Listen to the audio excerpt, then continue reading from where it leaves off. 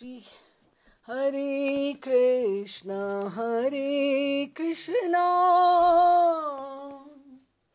कृष्ण कृष्ण हरे हरे, हरे राम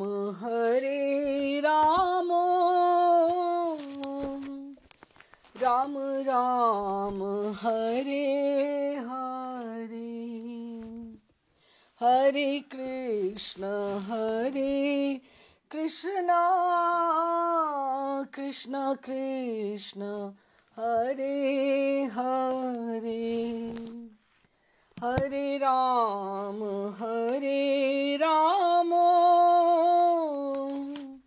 राम राम हरे हरे,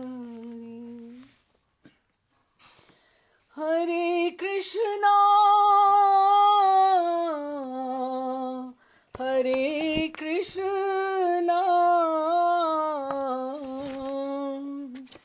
कृष्ण कृष्ण हरे हरे, हरे राम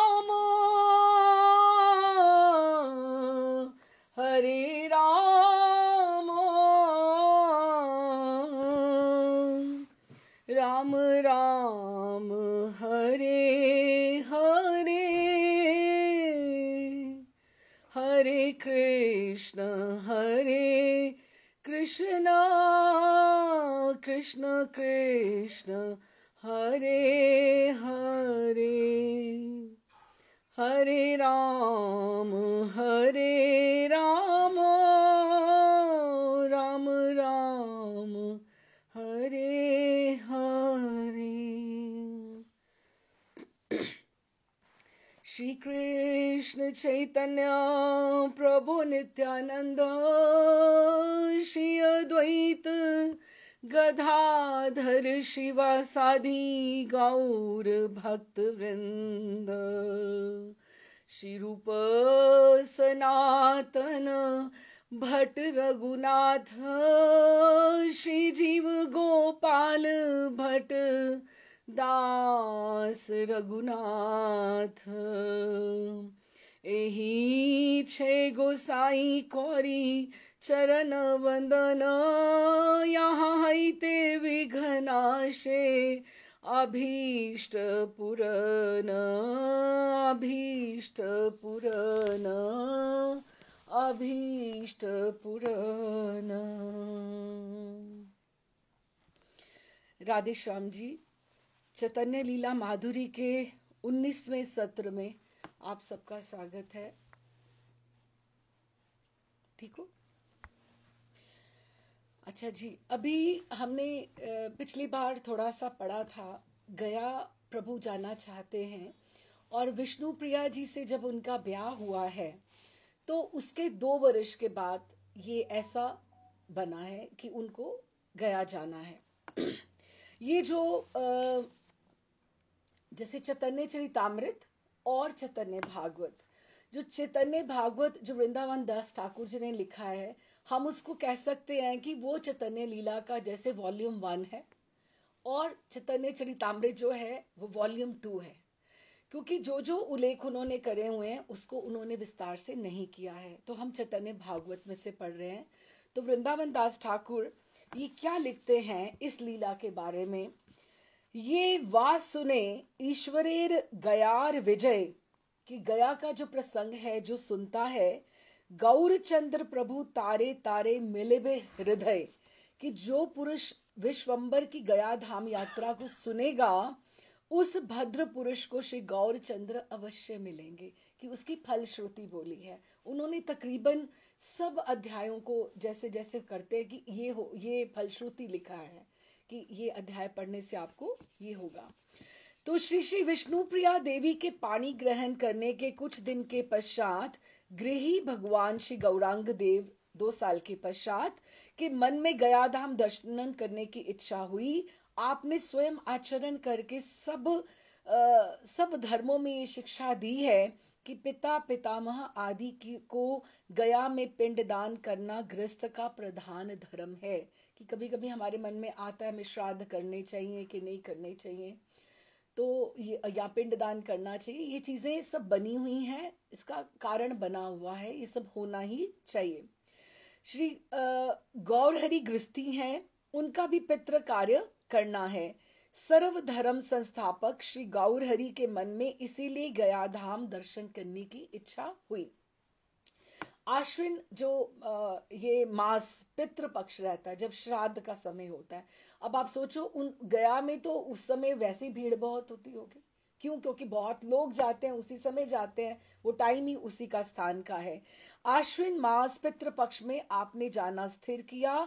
माताजी पुत्र श्री गौरहरि की प्रथम यात्रा का उनको सब पहला याद आ गया कि ये गए थे तो लक्ष्मी प्रिया जी का उन्होंने शरीर छोड़ दिया था, तो उनका मन आशंकित था। उनको लगा कि ये नहीं जाएं, पर फिर भी उन्होंने उनको समझाया कि नहीं, जाना तो पड़ेगा। और माँ, मैं अपने ये जो पिता के लिए मैं जा रहा हूँ, पितामह के लिए जा रहा हूँ, ये मेरा धर्म है। पुत्र इसीलिए मांगे जाते हैं कि उनका इस तरह से वो कर पाए। और विष्णु प्रिया जी ने भी जब देखा, वो भी बहुत उदास थी, विरही थी, लेकिन उनको भी ये लगा कि माँ के कहने से नहीं रुके तो मेरे कहने से कहाँ रुकेंगे। तो वो फिर उन्होंने कुछ छात्रों को लेकर, और चंद्रशेखर आचार्य कौन है? उनके मौसा जी हैं, जो साथ में गए। पिछली जब यात्रा हुई थी बंगाल की, तब वनमाली उनके साथ गए थे। तो अब उन्होंने उनको बोला कि आचार्य रतन, आप इनके साथ जाइए। वापस पुनः इसका जिक्र ना आए तो मैं आपको बता दूं, बंगाल में जो तपन मिश्र, जो रघुनाथ भट्ट जी के पिताजी हैं, और ये चंद्रशेखर आचार्य, दोनों की पुष्प समाधि सनातन गोस्वामी की समाधि के उसी दायरे में बनी हुई है वृंदावन में। पुष्प समाधि होती कि उनका कोई वस्त्र, माला, झोली या उनकी कोई बिलोंगिंग, कुछ भी उसके साथ। तो अगर हम परिक्रमा करें समाधि की, तो वहां पे ग्रंथ समाधि भी है सनातन गोस्वामी की। तो चंद्रशेखर आचार्य इनके मौसा जी की भी है, और तपन मिश्र रघुनाथ भट्ट जो हमारे गोस्वामी हैं, उनकी भी समाधि वहां बनी हुई है। अच्छा जी, तो अभी चंद्रशेखर जी वहां उनके साथ हो लिए। विष्णु प्रिया को बहुत वियोग हुआ, लेकिन कुछ कर नहीं सकती थी माँ, और विष्णु प्रिया एक दूसरे को वो संभालती रही। अच्छा जी, तो फिर अब ये वहां गए, तो जहां जहां आपके श्री चरण पधारते हैं, वही ग्राम व नगर पवित्र हो जाता है, और सबके सब वैष्णव बन जाते हैं कि प्रभु का दर्शन कर सब धन्य होते हैं। प्रभु का इस तरह से वो जैसे आलोक, जैसे बोले, एक जो ऑरा है प्रभु का इस तरह का है कि जहां जहां वो जाते हैं अपनी ऊर्जा करते जाते हैं, विस्तारित करते जाते हैं। कुछ दिन में ही श्री हरि मंदार पर्वत पर पहुंचे। ये स्थान बांका सब डिवीजन के सन्निकट है और भारतवर्ष का एक प्रधान तीर्थ स्थान है। यहाँ श्री मधुसूदन भगवान के दर्शन कर प्रेमानंद में मग्न होकर आप नृत्य कीर्तन करने लगे। कुछ समय पश्चात आपको अचानक ज्वर हो आया। श्री चंद्रशेखर आचार्य तथा साथ के अन्य ब्राह्मणों को इससे बहुत दुख हुआ, जो जो साथ में गए। अब सफर में कोई हो, कोई बीमार हो जाए, और वो भी मेन जो प्रभु हैं उनको ज्वर हो आया, तो इन्हें बड़ा दुख हुआ। तो उन्होंने ज्वर को दूर करने के लिए अनेक उपाय किए, किंतु कुछ भी लाभ ना हुआ। तब श्री गौरहरि ने कहा, भाइयों, ये जो देव पितृ कार्य में ज्वर हुआ मुझे, इसका कारण या तो कोई मेरा दोष है या मेरे साथियों से कोई दोष हुआ है। खैर, अब मेरी समझ में तो ये आवे है कि मुझे आप ऐसा करो, ये जो विप्र हैं मधुसूदन मंदिर के, जो गदाधर मंदिर के जो हैं, उनके ब्राह्मणों का चरणारविंद का चरणोदक पान कराओ, इनका चरणामृत आप मुझे पान कराओ, उससे अवश्य शरीर मेरा ठीक हो जाएगा। साथियों, उनको पहले तो बड़ा अजीब सा लगा। अब दोष तो हुआ था, उन्हीं से हुआ था, साथियों से, जो छात्रगण उनके साथ थे उनसे ऐसा दोष हुआ था।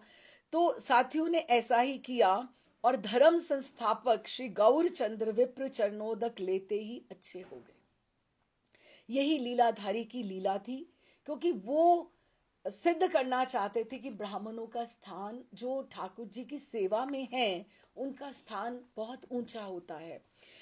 तो बात ये थी कि महर्षि के जो साथी थे उनको श्री मधुसूदन के पुजारियों का आचार विचार देखकर उनमें कुभावना हो गई थी कि ये कैसे है, हम लोगों से भी अपराध हो जाते हैं इस तरह से। कभी हम जाएं तीर्थ स्थान पर जाते हैं तो हम कहते हैं कि ये पंडा यहाँ पे ऐसे करते हैं, ऐसे मांगते हैं, ये ऐसी बात करते हैं।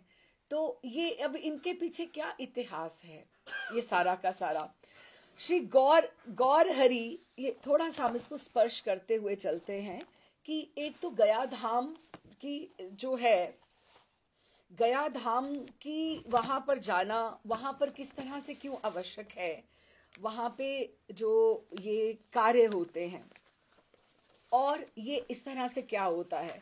अभी ये जो पंडों का दोष वाली बात है, पंडों की जो दोष वाली बात है, पहले हम ये समझ लें, क्योंकि ये स्थान जो है, इवन राम जी ने भी वहां पे दशरथ जी का वहां पे पिंडदान किया।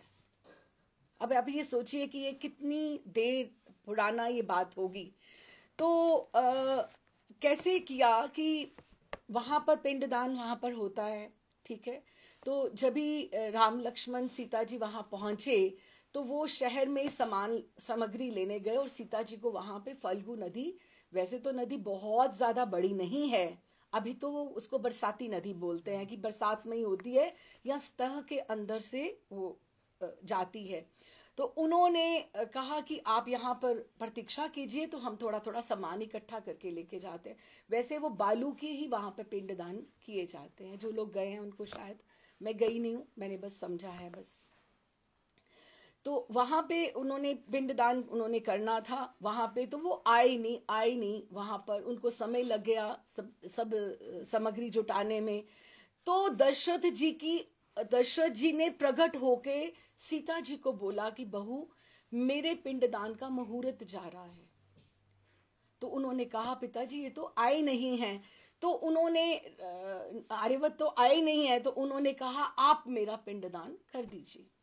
तो उन्होंने वहां पर वट वृक्ष था, वहां तुलसी जी थी वहां पे, और गैया थी, नदी फल्गु नदी तो थी ही थी, और ब्राह्मण वहां पे, उनको साक्षी रख के सीता जी ने पिंडदान किया वहां पर।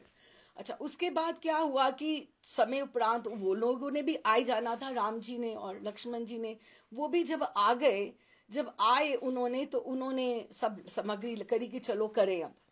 तो उन्होंने कहा कि मैंने मुहूर्त जा रहा था तो मैंने कर दिया। तो उन्होंने उनसे पूछा क्यों, तो कहते पिताजी ने मुझे ऐसे आज्ञा दी। तो उन्होंने कहा तुमने कैसे कर दिया, उन्होंने कहा पिताजी ने मुझे आज्ञा दी, देखिए ये सब साक्षी हैं। लेकिन उन लोगों के जो मन में, जैसे किसी के मन में ब्राह्मण भी मुकर गया, ब्राह्मण ने भी कहा कि नहीं कुछ नहीं हुआ, न हाँ पैसे चाहिए थे, कुछ नहीं हुआ। हाँ, फल्गु नदी ने भी साक्षी नहीं भरी, हाँ केवल वट वृक्ष ने वहां पे साक्षी भरी कि उन्होंने ये किया है। तो बाकी जो सब थी, तो सीता जी ने उन्हें श्राप दिया। एक तो ब्राह्मणों को श्राप दिया कि तुम दान दक्षिणा आपको दुनिया भर में जो जितनी मिलेगी मिलेगी मिलेगी, तुम फिर भी तुम्हारा लोभ कभी खत्म नहीं होगा, तुम वहां पे संतुष्ट कभी नहीं होगे। ये उनको इस तरह का श्राप है। अब ये अभी वही कुभावना उनके आया ना, उनके साथियों के मन में आई, हम समझ के चले। अच्छा, फिर फल्गु नदी को बोला कि तुमने साक्ष्य नहीं भरा तो तुम धरती के नीचे से बहोगी, मतलब इस तरह से तुम्हारे दर्शन नहीं होंगे, बरसाती नदी हो गई। अच्छा, फिर नदी को बोला, गैया को बोला कि तुम पूजनीय हो, लेकिन तुम्हें तुम्हें तुम्हारे पृष्ठ भाग की अधिक पूजा होगी, तुम्हारे जो मुखारविंद की इतनी पूजा नहीं होगी। जो दूध आता है तो उसको पृष्ठ भाग बोला जाता है, ठीक है। तो उसके बाद ब्राह्मण का हो गया। तुलसी जी, हाँ तुलसी जी भी गया में, उन्होंने कहा कि तुम गया में नहीं होगी, तुलसी जी। अच्छा, फिर इस बात को उन्होंने, क्रिटिक्स ने थोड़ा कहा भी है कि तुलसी फिर भी कहीं कहीं दिखाई देती है, और फल्गु नदी तो बरसाती है, ऐसी कभी हो भी जाती है कि थोड़ा क्रिटिक्स ने ऐसे बात भी करी है। और वट का हरा भरा वृक्ष हर जगह ही मिलता है, कहते तुम्हारी सुहागिनें पूजा करेंगी, उन्होंने उसको वर दिया था। तो ब्राह्मणों का तो ये सिद्धि है, ये बातें तो होती होती हर तीर्थ स्थान में होती हैं। और गैया कभी कभी तिलक भी तो करते हैं लोग। अब ये तो नहीं है कि गैया को सिर्फ पृष्ठभाग की पूजा होती, गैया को तिलक नहीं करते हैं। तो क्रिटिक्स ने ऐसे भी कहा है, लेकिन ये चीजें हुई हैं ये सारी की सारी। तो उन्होंने उन्होंने जैसे उन्होंने बात करी कि आप जैसे चरणोदक की जैसे बात हुई कि आपने मुझे ये दो तो मैं ठीक हो जाऊंगा। तो ऐसे हमारे द्वारिका में भी ऐसे सबको लीला पता है। जब ही पीड़ा हुई थी ठाकुर जी के पेट में, पीड़ा हुई थी न, तो नारद देव जी ने कहा था, सबको ही पता है लीला, है ना। तो उसको विस्तार करने से कोई अर्थ नहीं है। तो ठाकुर जी भगवान कृष्ण गोपियों के चरणोदक से ठीक हुए थे, क्योंकि उन्होंने कहा, रानियों ने सबने मना कर दिया था कि हम उनको नहीं देंगे, अपने चरणोदक नहीं देंगे कि हम पाप के भागी बनेंगे। तो उन्होंने गोपियों ने कहा था कि हमें ठाकुर की पीड़ा शांत होती तो हमें करोड़ों जन्म नरक भी भोगना पड़े तो हम भोगने के लिए तैयार हैं, हमारे प्रियतम स्वस्थ होने चाहिए। तो ये ठाकुर जी गौर हरि ये चाहते थे कि ब्राह्मणों का जो है वो सिद्ध हो कि ब्राह्मण ब्राह्मण ही हैं। हम फिर भी चाहे उनमें लोभ है या संतुष्ट नहीं होते, फिर भी हम उसको नहीं ऐसे कह सकते कि कुभावना मन में नहीं आनी चाहिए, फिर वो तो थोड़ा श्रापित भी है इस तरह से। हाँ, तो बात ये थी कि महाराज के जो साथी थे उनके मधुसूदन के पुजारियों का आचार विचार देखकर उनमें कुभावना हो आई थी। उस कुभावना को दूर करने के लिए ही हरि ने उनका चरणोदक लिया। श्री गौर हरि के साथियों को अपने कर्तव्य पर बड़ी ग्लानि हुई, उनको लगा कि नहीं, और उन्होंने हाथ जोड़कर विनती की, हे द्विज वल्लभ, हे दयालो, हे गौर हरि, आपको प्रणाम है। हे सर्वधर्म संस्थापक प्रभो, क्योंकि अग्नि और ब्राह्मण भगवान के मुख गिने गए हैं, आपको प्रणाम है। आपने हमारे दोष के कारण कष्ट स्वीकार करके स्वयं ब्राह्मण भक्ति का प्रकाश कर हमारी आंखें खोल दी हैं।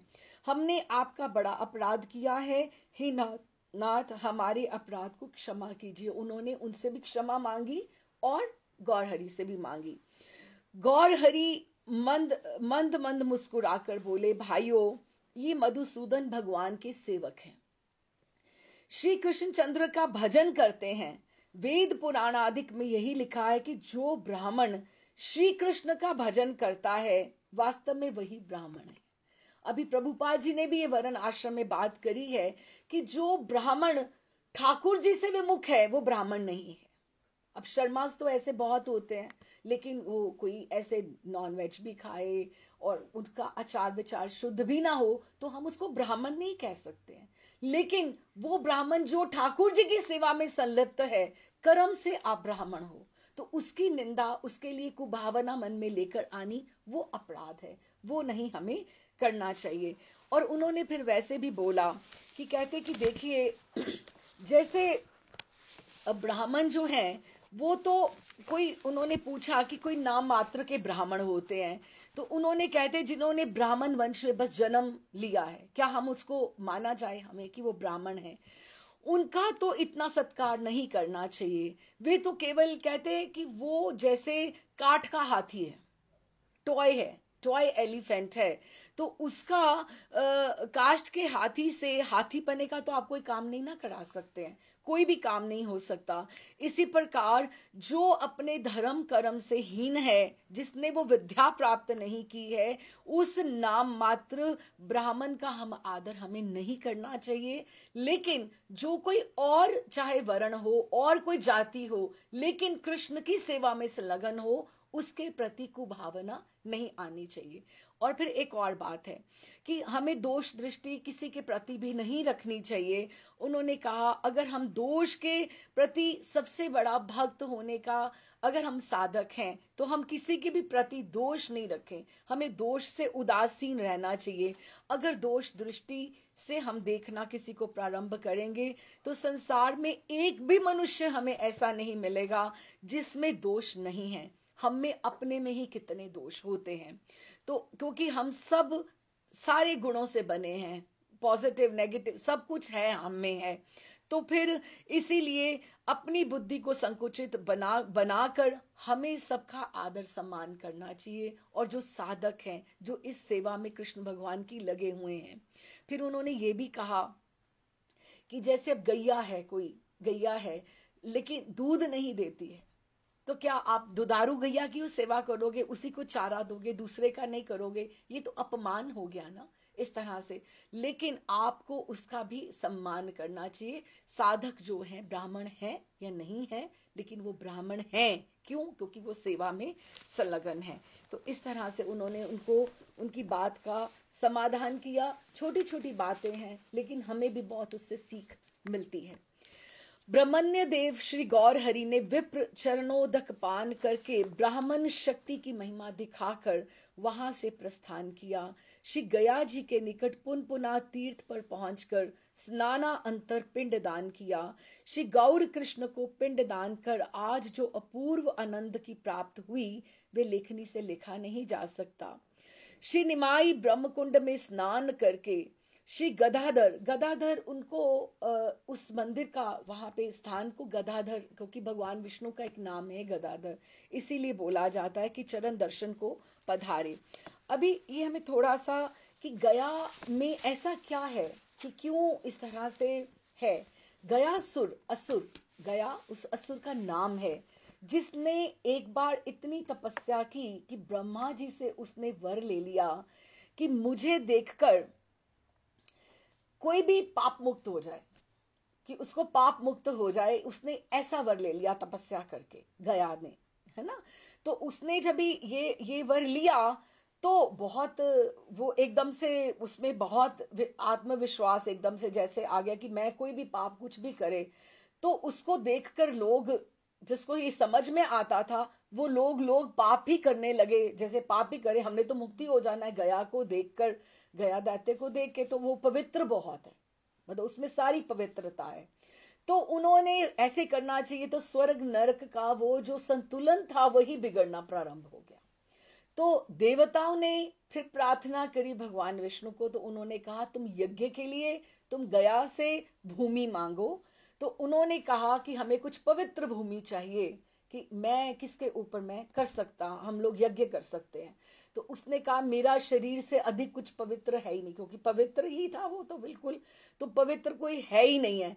तो उन्होंने उसके शरीर के ऊपर जो किया वो यज्ञ किया ब्राह्मणों ने, सॉरी देवताओं ने। तो और जब उनके ऊपर वो किया, तो करने के बाद उसके कहीं कहीं आता है कि पीठ के ऊपर, कहीं कहते हैं उसके वक्षस्थल पर, कोई कहते हैं मस्तक पर, ठाकुर जी ने, विष्णु भगवान गदाधर जो नाम है उस मंदिर में, विष्णुपद गदाधर स्थान जो पुनपुना में कहा जाता है, तो वहां पे ठाकुर जी के चरण हैं, जो चरणों का चिन्ह है, जिस करके उसके वहां पे पूजा हुई जाती है। ये 12वीं शताब्दी में, नहीं सॉरी 18वीं शताब्दी में अहल्या बाई होलकर ने इसके 12 वर्षों में इस मंदिर का निर्माण करवाया, जिसके हम अब दर्शन कर पाते हैं। तो इस तरह से ये गया वहां पे पिंड दान की, क्योंकि वो इतनी पवित्र भूमि गिनी गई है कि वहां पे पवित्र पवित्र जो 5 कोस का वो एरिया गिना गया है। पिछले जमाने में तो कहते 360 वेदियां होती थी वहां पर, जहां पर हो सकता था। अभी शायद 45-50 के करीब ही बची हैं जहां पर पिंडदान होता है। ऐसी पवित्र भूमि गिनी गई है। तो निमाई पंडित वहां पर ब्रह्म कुंड में उन्होंने स्नान किया और गदाधर जी के वो चरण दर्शन। अब इसका महात्म्य हम समझे कि गया का क्या है महात्म्य। तो वो गदाधर भगवान के, विष्णु भगवान के चरण दर्शन को वो पधारे। राजमार्ग में प्रेमाविष्ट श्री हरि को जिस बड़भागी ने, क्योंकि एक तो महाप्रभु का औरा अपने आप में, उनका ऊर्जा, उनका छात्रों के साथ जब चलते थे, और एक उनका हाइट, उनका कद काठी, दीर्घ काया और लंबे हाथ संकीर्तन करते हुए जैसे वो आगे जाते थे, तो उन्होंने राजमार्ग में जैसे चलते, तो बड़भागी जिन्होंने दर्शन किए, क्योंकि वो अश्विन मास में पितृ पक्ष में सब ऐसे ही इसी मन से आए हैं कि यहाँ पे तो हमने पिंडदान करना है। अब बहुत अच्छा, तो उनको ऐसे दर्शन हो जाएं, तो उन्होंने दर्शन किए, वही देह का अनुसंधान भूलकर एक अनिवर्चनीय आनंद सागर की हिलोरों में गोते खाने लगे। कि सबको बहुत प्रसन्नता हुई कि वाह, कि कहीं चले जाए तो कोई दिखाई दे जाए, बहुत ऐसे संत के दर्शन हो जाएं, तो सबको आनंद हुआ।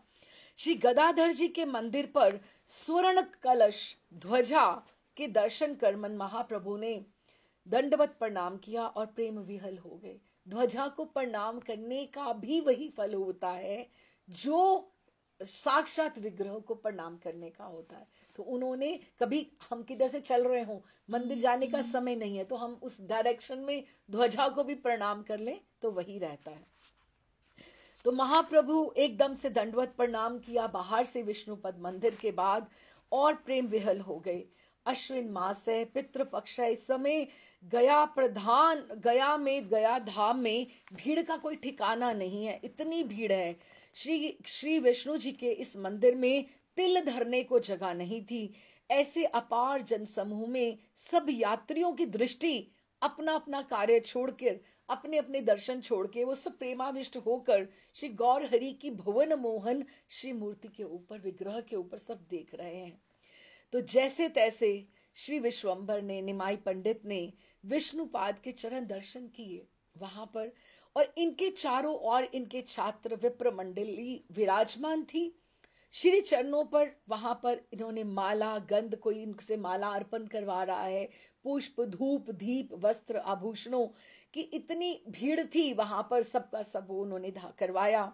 चारों ओर दिव्य रूपधारी पंडागन लोगों को सुना सुनाकर, आइए आइए आइए, आप दर्शन कीजिए, विष्णु भगवान के चरण हैं। गदाधर जी के चरणों का महात्म्य वर्णन कर रहे थे, और क्या कह रहे थे? हे भाग्यवान पुरुषों, सुनो, जो श्री चरण काशीनाथ शंकर जी ने हृदय में धारण किए हैं, जो श्री चरण श्री लक्ष्मी जी का जीवन धन है, वही चरण जो राजा बाली ने अपने मस्तक के ऊपर धारण किए हैं, वही वही श्री हरि के चरणारविंद हैं। आज आप आइए, ये आप इसके प्रत्यक्ष दर्शन कीजिए। वो सबको सब ऐसे कह रहे थे। जिन श्री चरण का निमिष मात्र ध्यान करने से जीव यम पाश से मुक्त हो जाता है, जिन श्री चरणों का योगेश्वरों के ध्यान में आना भी दुर्लभ है, हे बड़भागी लोगों, उन्हीं चरणार विंद का प्रत्यक्ष दर्शन करो। ऐसे सब पंडित व्याख्यान कर रहे थे। यही चरण, यही श्री चरण पतित पावनी, जो सब पापों का निवारण करने वाली है, पाप मोचनी भगवती भागीरथी के जन्मदाता, इस चरणों से ही तो गंगा जी निकली हैं, जो भगवान शिव ने अपने सिर पर धारण की हैं।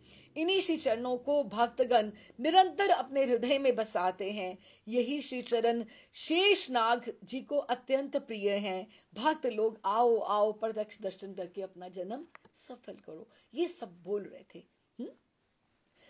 तो फिर गौर हरि मंदिर के अंदर पंडों के मुख से जब उन्होंने विष्णु पाद पद्म चरणों की महिमा सुनी, तो बस इतना एकदम से प्रेम मगन हो गए, उनको समझ नहीं आया कि उनके साथ क्या हो रहा है। वो जो उनका चंचलता थी, खैर अभी तो कार्य के लिए ऐसे आए हुए थे, एकदम से प्रेम भक्ति का स्रोत उनमें, वो चरणों के दर्शन से ही उनका वो एकदम से उद्भासित हो गया, एकदम से फूट आया। तो फिर प्रेम मग्न हो गए, अश्रु, कंप, पुलक प्रभृति अष्ट सात्विक भाव आपके शरीर में उदय हो गए। प्रभु थर थर थर थर कांप रहे हैं, आत्मविस्मृत हो गए, इतनी भीड़ है, लेकिन भारी तेज उनके मुखारविंद से निकल रहा था। उन्हें समझ नहीं आ रहा मुझे क्या हो रहा है। नेत्रों से अविश्रांत गंगा प्रवाह की सदृश अश्रुधारा बहने लगी। ये देखकर सब दर्शकगण, क्योंकि देख ही रहे थे, सब प्रभु को ही देख रहे थे, सब दर्शकगण आश्चर्य में डूब गए। और नटराज लीलाधारी की इच्छा अनुसार वहां पे एक सन्यासी गोसाई भी इस समय श्री गया धाम में पधारे हुए थे। वो इससे पहले कि महाप्रभु मूर्छित होते, वो एकदम से उन्होंने सहारा उनको दिया, उनको सन्यासी हैं, उनको सहारा दिया। मंदिर में ही दोनों का ऐसा प्रेम मिलन हुआ, और गौरचंद्र ने उस सन्यासी के दर्शन करते ही उनको समझ नहीं आया, अपना आप उनके ऊपर छोड़ दिया, और वो दोनों एकदम से उनको आलिंगन करते हुए उन्होंने दोनों ने आलिंगन किया और दोनों प्रेमश्रु बहाते हुए दोनों बाहर आ गए। पुण्य भूमि गया धाम में आज का ये शुभ सम्मेलन, आज एक ऐसा गुरु के दर्शन हुए हैं। जब अगर हमने बोला कि माधवेंद्रपुरी कौन है, फिर तो हमारी गुरु परंपरा के माधवेंद्रपुरी हैं। तो योग पीठ में इनका स्थान कल्प वृक्ष का है। तो ईश्वरपुरी कौन हुए? उसी कल्प वृक्ष के फल हैं। फल जो है वो ईश्वरपुरी है। तो वो प्रेम भक्ति का जो फल है वही वो प्रदान करने वो सन्यासी जो कौन है और कोई नहीं, ईश्वरपुरी ही है। पुण्य भूमि गया धाम में आज ये शुभ सम्मेलन जीवों के लिए बड़ा ही हितकारी है। तभी उन्होंने पहले ही कहा कि ठाकुर गौरहरि उनके हृदय में स्वयं पधारेंगे जो इस गया का वर्णन अच्छे से सुनेगा। श्रीपाद ईश्वरपुरी साक्षात श्री कृष्ण प्रेम के अवतार थे। क्यों? क्योंकि प्रेम के भंडारी श्री माधवेंद्रपुरी ने जाते हुए हमने सुना था कि उन्होंने अपनी जितना भी था कि उन्होंने इतनी सेवा करी थी अपने गुरु की, तो उन्होंने कहा था जितना मेरे में प्रेम भक्ति है मैं तुम्हें सौंप के जा रहा हूं। ये हमने पढ़ा था कि उन्होंने उनको कहा था कि मेरे जाने का समय हो गया है। तो अपने प्रिय शिष्य श्रीपाद ईश्वरपुरी को जो श्री कृष्ण प्रेम रत्न सौंप गए थे, अब उस प्रेम रत्न के पात्र, आज कितनी देर पहले की भविष्यवाणी थी, आज वो पात्र श्री गौर हरि मिल गए हैं। अब ये दोनों का सम्मिलन जो हुआ है ये एकदम अद्भुत, सब गदगद हो रहे थे। अनंतर श्री गौर हरि ने हाथ जोड़कर अत्यंत दीन भाव से स्वामी जी से, ईश्वरपुरी जी से प्रार्थना करी कि स्वामी ऐसे ही होना चाहिए, किसी संत का किसी आचार्य का दर्शन हो जाए, ये बहुत बड़े तीर्थ से भी बड़ी बात है। हम स्वयं तीर्थ जाएं। नरोत्तम प्रार्थना में भी हमने पढ़ा कि ये सचल तीर्थ हैं। हमारा देखो कितना अहोभाग्य है। हम लोग सोचें कि जैसे गुरुदेव यहाँ पधारे तो वो स्वयं वृंदावन की भूमि को छोड़कर वो क्यों आ रहे हैं? नाम प्रचार के लिए आ रहे हैं ना। हमारे नहीं तो ना आए तो हम उनको कहाँ पाएं? ये हमारा ही भाग्य उदय हुआ कि वो यहाँ आए। तो फिर ये सचल तीर्थ हैं जो हर जगह जा जाके नाम प्रचार करके कृष्ण प्रेम का रस सब में वितरित करते हैं। तो उन्होंने कहा, ईश्वरपुरी जी से हाथ जोड़कर अति विनम्र भाव से कहा, स्वामिन आपके दर्शनों से मेरी गया यात्रा सफल हो गई। भगवान जाके नाम से पिंड दिया जाए, उससे तो जिसका नाम लेकर देते हैं उससे उसी पितृ का ही उद्धार होता है। लेकिन सन्यासी आचार्यों का दर्शन करके तो कोटि पितृगण सर्व बंधन से छूटकर परम पद के अधिकारी हो जाते हैं। हे भगवान, तीर्थ आपके समान नहीं हो सकते, सर्वश्रेष्ठ तीर्थ आप ही हैं। हे दयामय, इस संसार सागर से आप मेरा उद्धार कीजिए।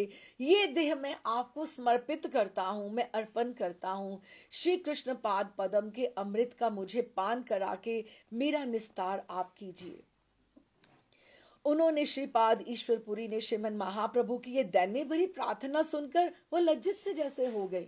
उन्होंने तो कभी सोचा भी नहीं कि मैं इतना बड़ा हूँ। हाँ, वो तो गौरचंद्र की विमोहिनी से इतने मुग्ध हो गए थे जब उन्होंने कहा था कि आप हमारे घर भिक्षा कीजिए, आराम से फिर देखना, क्योंकि ना उनसे बात हो रही थी। तो उन्होंने कहा था घर आओगे ना, आप भिक्षा कीजिए, प्रसाद के समय आप मेरे अच्छे से दर्शन कर लेना। क्योंकि बाजार में जब बात करे थे तो ईश्वरपुरी की तो नजर ही नहीं हट रही थी उनसे। तो उन्होंने कहा, पंडितवर आप मुझे ईश्वर होकर इतना मान देते हैं, सो ये आपकी क्या लीला है, मैं नहीं समझ पा रहा। आप में जो पंडिताई है वो ईश्वर के अतिरिक्त किसी और में संभव ही नहीं है। आज तो मैंने जो स्वप्न देखा था उसका साक्षात फल पा लिया। निमाई पंडित, आपके दर्शन करके मेरे को परम आनंद मिला है, मेरे को परम आनंद मिला है। तो उन्होंने कहा, जब कृष्ण जब भी मैं जो आप सब लोग कहते थे कि आप कोरे पंडित हैं, आप केवल विद्वान हैं, आप चंचल हैं, लेकिन मेरा मन होता था मैं आपको कृष्ण लीलामृत सुनाऊं। पता नहीं क्यों मैं कृष्ण लीलामृत का आपको, उन्होंने लिखा था ना स्वयं, तो उनको टीका उसकी पढ़ के सुनाते थे। तो मुझे लगता था, लोग कहते थे, खिल्लियां उड़ाते थे वैष्णव, आप किसको, इतने चंचल पंडित को क्या इसके बारे में बता रहे हो, आप किसको सुना रहे हो कृष्ण लीलामृत। तो कोई कोई तो यहाँ तक कह देते थे, अजी ये तो पूरे नास्तिक हैं, वैष्णवों को छेड़ने में ही मजा आता है, देखना तुम्हारी भी खिल्ली उड़ा देंगे। मैं उन सब की बातें सुनता और चुप हो जाता। मेरे अंतःकरण इन बातों को कभी स्वीकार नहीं करता था। मैं बार बार यही सोचता, निमाई पंडित जैसा सरस, सरल, सहृदय और भावुक पुरुष भक्तिहीन कभी हो ही नहीं सकता। आपका मुख मुझे आपकी शक्ति का परिचय दे रहा था। आज आपके दर्शन के समय आपके इस भाव को देखकर, जैसे आप ठाकुर जी के चरणों को देखकर गदगद हो रहे हैं, ये मेरे आनंद की सीमा नहीं कि आप में कितनी भक्ति है। नवदीप धाम ने आपका वो रूप देखा ही नहीं है जो आज मुझे दिखाई दे रहा है। मैं तो आज कृतकृत्य हो गया। भगवत दर्शन से जो आनंद मिलता है, उसी आनंद को मैं आज अनुभव कर रहा हूं। मैं अपने आनंद को प्रकट करने में असमर्थ हूं। इतना कहते कहते सन्यासी महाशय का, ईश्वरपुरी जी का गला भर आया। आगे वो कुछ और भी कहना चाहते थे, लेकिन इतना गदगद कंठ था, वो कुछ कह नहीं सके। उनके नेत्रों से अश्रुधारा अब भी पूर्ववत बह रही थी। तो ये दोनों को आपस में, वो उन्होंने कहा, उनको अप्रिशिएट किया, प्रशंसा की कि मैं धन धन्य हुआ। उन्होंने उनको अप्रिशिएट किया कि मैं धन्य हुआ। तो उन्होंने फिर उनको, जब भी ये गया धाम में उन्होंने सारी की सारी, जैसे यहाँ पे तो उन्होंने विष्णु पद का किया उन्होंने, तो उन्होंने कहा, दैन्य भरी ये जो प्रार्थना की, उसके बाद गौर हरि ने ऐसा हंसकर उत्तर दिया, आप कुछ भी माने, आप तो जीव मात्र में भगवान को ही अनुभव करते हैं, आपकी दृष्टि में सारे जीव में ही भगवान है। हाँ हाँ, मैं भी तो उस भगवान का ही अंश हूं। उन्होंने विद्वता से इस बात का उत्तर दिया। या प्रकार भक्त और भगवान दोनों में परस्पर प्रेम संभाषण होने पर श्री हरि ने श्रीपाद पुरी गोस्वामी से तीर्थ श्राद्ध एवं पितृ कार्य करने की आज्ञा प्राप्त करी। तो उन्होंने फिर थोड़ा एकदम से अपने आप को ठहरा करके एकदम से आगे उन्होंने बाकी का जो कार्य था वो उन्होंने फिर किया। और श्री गौर हरि ने यथाविधि श्री फल्गुन गंगा से श्राद्ध आरंभ करके अक्षयवट तक, वहां पे अक्षयवट है जहां पर सारे के सारे बहुत खूब हरा भरा है। खैर अक्षयवट तो हर जगह ही हरे भरे होते हैं, उसको ऐसा कहा जाता है कि वो अति शुभ होता है वट वृक्ष। तो श्राद्ध कर्म समाप्त किया और उन्होंने 16 स्थानों के ऊपर 360 वेदियां गिनी जाती हैं, जिसमें से 48 के करीब जो है 48 के करीब, कोई 50 कहता है, 55 कहता है। तो उनमें से उन्होंने 16 स्थानों में, उनमें से जैसे युधिष्ठिर गया बोला जाता है, भीम गया, शिव गया, प्रेत गया, राम गया, इस तरह से नाम होते हैं। तो वहां पर 16 स्थानों पे उन्होंने श्राद्ध किए और सब समाप्त किए। लेकिन वो जो ब्राह्मण वहां पे कार्य करवा रहे थे, उनको खूब उन्होंने भरपूर भोजन दिया, दक्षिणा दी, लेकिन उनको भोजन और दक्षिणा से इतनी संतुष्टि नहीं हुई जो प्रभु के दर्शन से हो रही थी, उनकी मीठी वाणी से हो रही थी। उनको ये लग रहा था कि अभूतपूर्व दर्शन है, भूते ना भविष्यति, कि ऐसा तो कोई भी हमने नहीं देखा। और देखना भी कहां से था, कौन आ रहा है इस तरह से करने के लिए, ये तो प्रभु साक्षात पधारे हैं। तो उन्होंने कहा, मिष्ट वाणी के द्वारा उन्होंने सबको संतुष्ट किया कि अच्छा अब इतना ठीक है। ये सब श्री वृंदावन दास ठाकुर लिखते हैं, विप्रवंद को दक्षिणा से इतना संतोष नहीं हुआ जितना गौर हरि के मुख से मधुर मधुर वाणी को सुनकर हुआ। जिन जिन पंडों ने श्री गौर हरि के हाथ से दान लिया, मान पाया, वो सब भव बंधन से कट गए, वो कहाँ उस धराधाम पे रहेंगे अभी। तो फिर ये हमारा एक आज स्टेज थी कि आज ये जो गया धाम में प्रभु ने अपना पितृ कार्य किया, जो श्राद्ध का, ये इसका पिंडदान का। अब ये जो दूसरा है इसका प्रसंग है जो है, उसकी तरफ बढ़ते हैं। एक दिन का वृतांत है। गौर हरि वहीं रह रहे थे गया में, अपने स्थान पे जहां पे रहते थे। तो स्वयं वो पाक बना रहे थे, हाँ, छात्रों के साथ अपनी रसोई खुद कर रहे थे। दिन का तीसरा प्रहर था। पाक कार्य प्राय समाप्त होने को था, तो उसी समय श्रीपाद ईश्वरपुरी जी पधारे, वहां आए।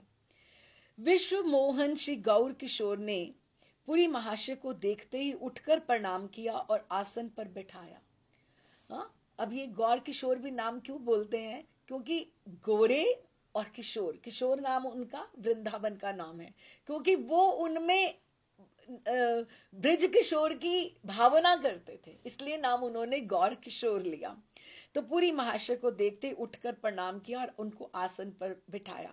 श्रीपाद ने हंसते हंसते श्री हरि से कहा, हम अच्छे समय पर आए। श्री गौर हरि ने हाथ जोड़कर निवेदन किया, ये तो मेरा अहोभाग्य है जो आपने इस अतिथि बेला में दर्शन दिए, कि एकदम सब सिद्ध हो गया, कि ये भी बन गया है, शाख भी बन गया, ये भी, कि भोग लगने का समय था, कोई संत आए एकदम से आ जाए तो कितना अच्छा लगता है। तो उन्होंने अतिथि बेला में उन्होंने कहा, आप आए हैं, पाक तैयार है, कृपा करके सबसे पहले आप ही भिक्षा ग्रहण करके मुझे कृतार्थ कीजिए। श्रीपाद ने हंसकर कहा, श्रीपाद कौन? ईश्वरपुरी जी ने कहा, फिर आप क्या खाएंगे? कि थोड़ा सा तो ये है, तो आप क्या खाएंगे? श्री गौर हरि ने कहा नम्रता पूर्वक, स्वामिन मैं अभी और पाक बना लूंगा, क्योंकि थोड़ा सा उनको दिख रहा होगा कि थोड़ा सा ही है, या फिर वो अकेले ही रसोई कर रहे थे, छात्र उनके साथ नहीं थे, वो अपने लिए ही शायद कर रहे थे। तो उन्होंने कहा मैं और बना लूंगा। तो पूरी गोसाई कहते, ऐसा क्यों करते हैं, इसी के हम दो भाग कर लेते हैं, हम थोड़ा सा आप पालो, थोड़ा सा मैं पा लेता हूं। हाँ, लेकिन गौर किशोर मुस्कुराकर बोले, भगवान यदि आप स्नेह करते हैं तो ये सब भोजन आप ही आज पाएंगे, अच्छे से आप पाइए, मुझे इसी में बहुत संतुष्टि होगी। मैं इस अन्न में से तिल भर भी नहीं चाहता हूं, आप संकोच छोड़कर भिक्षा ग्रहण करो। निमाई पंडित की अब जो ये प्रार्थना थी, कितना मधुरता से उन्होंने की, तो वो उसको ना नहीं कर पाए। उनको लग रहा था इनको दोबारा रसोई करनी पड़ेगी, लेकिन उन्होंने, ईश्वरपुरी जी ने कुछ ना कहकर प्रीतम के भोग का स्वाद लेने लगे। देखो कितना भाग्य है, गौर किशोर ने, गौर हरि ने बनाया है और उनको, उनके गुरुदेव को वो पा रहे हैं। इधर जब वो बात कर रहे थे तो लक्ष्मी देवी जी गुप्त रूप में आकर विश्वंभर के लिए उन्होंने जल्दी जल्दी से पाक सिद्ध भी कर दिया। इस बात की किसी लीला को किसी को पता भी नहीं लगा, ये बात किसी ने ना देखी, अति शीघ्र ही पाक बनकर तैयार हो गया कि ये भी कर दो, ये भी कर दो। फिर ईश्वरपुरी जी का भोजन उनका जब हो गया तो हरि स्वयं भी भोजन करने बैठे। आश्चर्य ये हुआ कि पूरी महाशय के देखते ही देखते कुछ क्षण में गौर हरि की भोजन लीला भी जल्दी से विश्राम हो गया। उन्होंने भी बहुत जल्दी जल्दी पा लिया प्रसाद, लंबा नहीं हुआ। श्री गौर हरि स्वयं में भगवान हैं, उनकी वैष्णवी माया के वशीभूत होकर पूरी गुसाई तक को भी ये पता नहीं चला कि इतनी जल्दी इन्होंने भोजन लीला कैसे कर लिया, कि इतनी जल्दी कैसे प्रसाद पा लिया।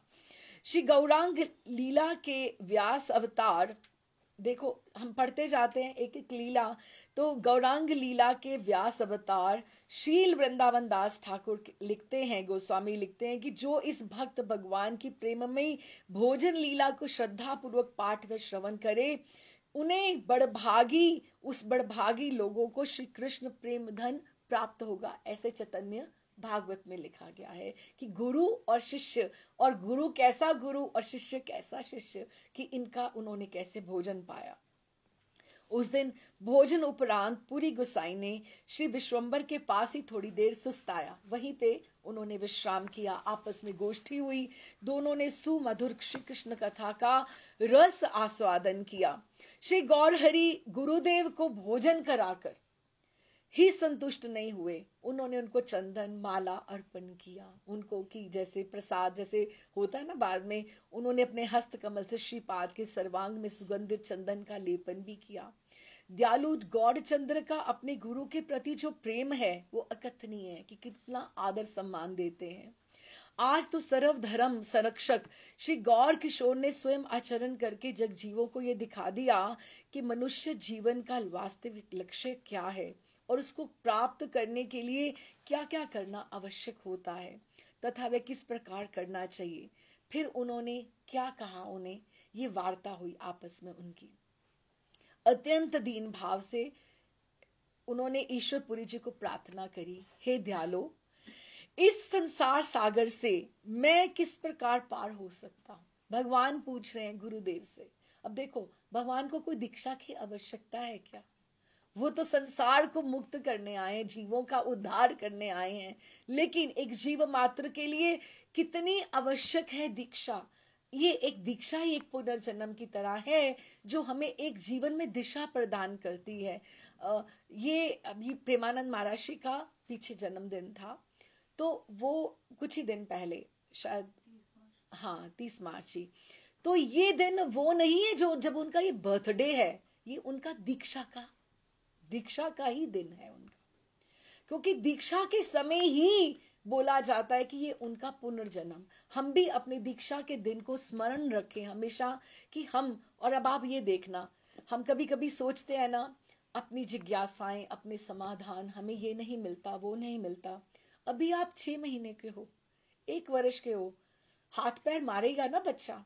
हाँ, धीरे धीरे धीरे जैसे आप प्रौढ़ होते जाओगे, आप 5 वर्ष के हुए, आप 6 वर्ष के हुए, आप 10 वर्ष के हो गए, 12, आप 25 वर्ष के हुए, 30 वर्ष के हुए, और ये आपकी आयु कॉन्टिन्यूटी में चलती जाएगी। ठीक है, तो अब आपको हर एक बात के समाधान अपने आप, जैसे छोटे बच्चे को कितना पता होता है। तो ये पुनर्जन्म है, या आपको आपको पास वो आपके पिछले जन्मों का जो संस्कार है वो आके पुनर्जन्म जब आपका दीक्षा का होता है, वो गुरु कृपा से आकर वो आपकी नॉलेज आपके साथ ऐड ऑन हो जाती है। तो आप उस रास्ते में, और किसी किसी को, ये देखो, एक जीवन में 2 जीवन जीने का सौभाग्य हर एक को नहीं मिलता है। हर कोई आप अपने इर्द गिर्द ही आप अपने नजर दौड़ा के देख लेना, रिश्तेदारों में, आप अपने फ्रेंड सर्कल में देख लेना, जो एक एक आपका कोई मित्र है, आपका कोई रिश्तेदार है, जो सालों पहले जो काम करा करता था, उसको अभी भी उसमें आनंद मिल रहा है। कितने हैं भाग्यवान जो वो सब छोड़कर, हम ये किया करते थे, कैसे किया करते थे, हम इतने बजे उठा करते थे। 2 जन्म, अगर 2 जन्मों की अगर भूमिका, ये कृपावत और ये दृष्टि, यही दीक्षा है। और ये कहां से आई है? साक्षात साक्षात भगवान जब आपको स्मरण करते हैं, जब आप चुने जाते हो, वही गुरु को प्रेरणा देते हैं, जो वो आपको प्रभावित करके आपको वो दीक्षित करता है। उस समय गुरु में भगवान का आवेश होता है जब आपको दीक्षित करते हैं। वो गुरु गुरु हम बोलते हैं ना कि गुरु और गोविंद यही है। जब आपको वो दीक्षा देते हैं, वो साक्षात गोविंद हैं जिन्होंने आपको उस समय आपको चुना है। छोटा नहीं, इस बात को समझना चाहिए। और उन्होंने उनको बोला कि मुझे मुझे दयालो, इस संसार सागर से मैं किस प्रकार पार हो सकता हूं? भगवान पूछ रहे हैं गुरुदेव से, हे नाथ, कृपा करके श्री कृष्ण चंद्र की भक्ति आप मुझे प्रदान कीजिए। श्री कृष्ण मंत्र दीक्षा के बिना ये शरीर वृथा ही है। हम आए और यूं ही चले जाएं, इतना बड़ा रस को बिना स्पर्श किए। अब आप देखो, आप दीक्षा के बाद, आप जब आप महाराष्ट्र की वाणी सुनना शुरू करते हो, भजन करना प्रारंभ करते हो, स्वाध्याय करते हो, सेवा करते हो, भोग लगाते हो, उत्सवों में जाते हो, आपको जो रस मिलता है, आपको नहीं लगता इससे पहले मैं क्या था। या जो लोग नहीं उसको एंजॉय कर रहे, तो आपको उनके लिए तरस आता है कि फिर तभी तो हम सोचते हैं। लेकिन हमारे आचरण से उनकी भी शुद्धि होगी। अगर हम उनके लिए अच्छा सोचते हैं, अपने बंधु बांधवों के लिए, उनका उद्धार भी निश्चित है। तो फिर उन्होंने उनको बोला कि ये दीक्षा के बिना ये शरीर वृथा ही है।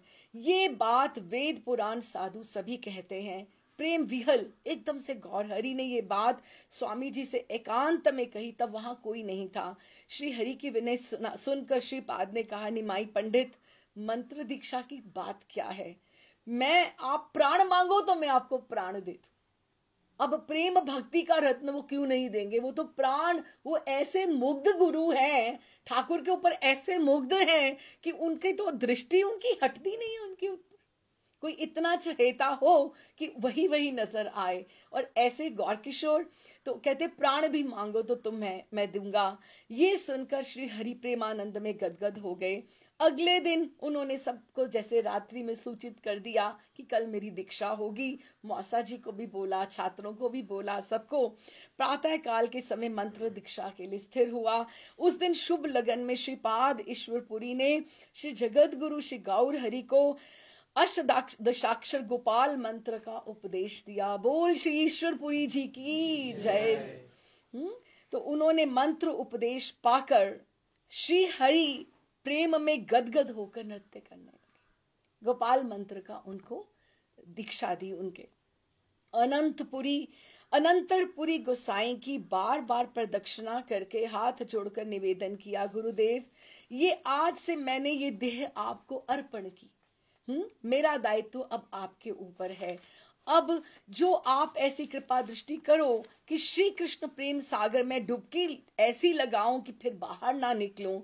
स्वामी जी ने श्री गौर हरि की श्री कृष्ण प्रेम में अपूर्व भावना देखकर उन्हें आलिंगन कर लिया कि तुम जैसा शिष्य पाकर क्या तुम जैसे वो भगवान ही है, तो मैं उनको तुम्हें पाकर गदगद हो गया। दोनों के जो विग्रह थे परस्पर के प्रेम अश्रुओं से अभिषिक्त हो गए। किसी ने भी एक दूसरे को हृदय से अलग नहीं करना चाहते थे। दोनों ही प्रेम में विहल थे। श्री गौर हरि श्री कृष्ण मंत्र के श्रवण करते ही, क्योंकि ये मंत्र ऐसा था कि कृष्ण प्रेम में ही मत वाले हो गए और उनमें किशोरी जी का भाव जो था दबा हुआ है, तो राधा कृष्ण, तो किशोरी जी का भाव प्रबल हो गया और वो कृष्ण का अनुसंधान करने लगे। हाँ कृष्ण, हाँ कृष्ण, हाँ कृष्ण, कृष्ण कृष्ण बोलने लगे और वियोगिनी श्री राधा रानी की बांति प्रलाप आरंभ कर दिया। ऐसे विचित्र आलाप को सुनकर अब चंद्रशेखर मौसा जी, क्योंकि वो तो बड़े हैं, अभिभावक की तरह माँ ने भेजा है, उन्हें लगा इनको क्या हो गया, ऐसी स्थिति में इनको मैं वापस कैसे लेके जाऊंगा। शिष्यगण सभी शंका में पड़ गए। नवद्वीप में भी एक बार गौर हरि को कहा जाता है, चैतन्य चरितामृत में भी उल्लेख है कि आने से कुछ दिन पहले ऐसी कुछ चेष्टा कि एकदम से आंखें एकदम लाल हो गई, अश्रु निपातन हो रहा था, चेष्टाएं वो थर थर कांपते थे, अश्रु सात्विक भाव होते थे। सब लोगों ने कहा ये वायु रोग हो गया है, वायु रोग हो गया है। फिर उसका प्रभु ने संवरण भी कर लिया था। उन्होंने सोचा इनको ये वापस ये वायु रोग हो गया है। नहीं नहीं, ये वायु रोग नहीं है, ये इनके अंदर एक छिपा हुआ भगवत प्रेम है जो उछाल ले रहा है। इसको हम पहले नहीं समझ पाए क्योंकि ये दीक्षा के उपरांत ही ऐसा हुआ है। श्रीपाद ईश्वरपुरी गोसाई की प्रेम रज्जू में बंद कर श्री हरि ने कुछ दिन गया धाम में ही निवास किया, क्योंकि उनको भी पता था मैं गुरुदेव के पास साथ कब मिलूंगा, कब बात होगी, और मुझे नहीं लगता ये वापस दोबारा गुरुदेव को उन्होंने दर्शन भी किए। इसी काल में यहाँ पर एक दो विचित्र, अच्छा ये क्या था अभी इस समय उन्होंने बार बार वो प्रणाम करते थे ईश्वरपुरी जी। ईश्वरपुरी जी को वो बार बार प्रणाम करते थे। तो उन्होंने जिनको अपने गौर किशोर को जिनको अपने हृदय आसन पे बिठाया हुआ है वही उनको प्रणाम करे तो उनसे वो सहन नहीं होता था कि बार बार उनको कष्ट होता था और उनको मना भी नहीं कर सकते थे क्योंकि वो गुरु हैं। तो वो फिर एक दिन ऐसे ही गया धाम से चले गए, कहीं पर कहाँ गए पता नहीं लगा, लेकिन वो उन्होंने वापस उनके दर्शन नहीं किए। तो अभी दो लीलाएं which is the icing on the top, मुझे किसी ग्रंथ से नहीं मिली ये बातें, तो ये जयानंदकृत चैतन्य मंगल ग्रंथ से मिली हैं। दो बहुत सुंदर दो छोटी छोटी कथाएं हैं। ये सारा गया धाम में ही वहां पर हुई। अगर हम ये सोचें, ये जो यहाँ तक जो हमें ये जो प्राप्त हुआ है, अब आप ये देखिए, ये चैतन्य चरितामृत प्यारों में है जो कृष्णदास कबीराज ने लिखा है। उन्होंने खुद ही बोला है कि फर्स्ट वॉल्यूम चैतन्य भागवत है और बाकी ये जो पीछे ग्रंथ पड़ा है ये आधी लीला है, वो मध्य लीला है। तो आधी लीला का विस्तार जिसने पढ़ना है वो सब चैतन्य भागवत पढ़ो। अब बाकी इसमें क्या है अगर हम सोचें तो अद्वैताचार्य की शाखाएं हुई, आगे आगे क्या विष्णु भगवान के कितने स्वरूप हैं, भगवान कृष्ण पूर्ण ब्रह्म है, ये ठाकुर जी हैं पूर्ण भगवान है। जो हम ये बोलते हैं ना कि श्री कृष्ण कहीं पढ़ाया जाता है या ग्रंथों में आता है तो वो भगवान कृष्ण पूर्ण अवतारी हैं, वो दशावतार में से नहीं है, ना ही राम जी हैं। भगवान कृष्ण पूर्ण अवतारी हैं, लेकिन वो उनको विष्णु भगवान के अवतार गिना जाएगा नहीं। ये सब चीजें इसकी बिगनिंग में प्रतिपादित की जाती हैं। ये हमारे हिंदुओं का दुर्भाग्य है कि हमें हिंदू एजुकेशन गलत पढ़ाई गई है। बहुत आप जॉन से मर्जी, इवन यहाँ भी जो पढ़ाया जाता है हिंदू रिलीजियस एजुकेशन जो पढ़ाई जाती दशावतारों में गिने जाते हैं ना, दैट इज रॉन्ग।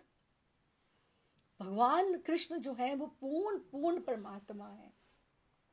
तो ये जो चीजें लिखी गई हैं ये ऐसे। अब आप ये देखो, आप समझना, इजी है बंगला। यौवन प्रवेशे अंग अंग विभूषण, ये महाप्रभु की अवस्था बताई है इन्होंने। 22 वर्ष के हो गए ये। दिव्य वस्त्र दिव्य वेश माल्य चंदन, माला चंदन पहन के चलते हैं। विद्या औदत्य, विद्या विद्वान है बहुत, कहा केऊ ना करे गणन, कहां तक गिने कितनी उनमें विद्या है। सकल पंडित जिन्हें करे अध्यापन, जिनको वो पढ़ाते हैं।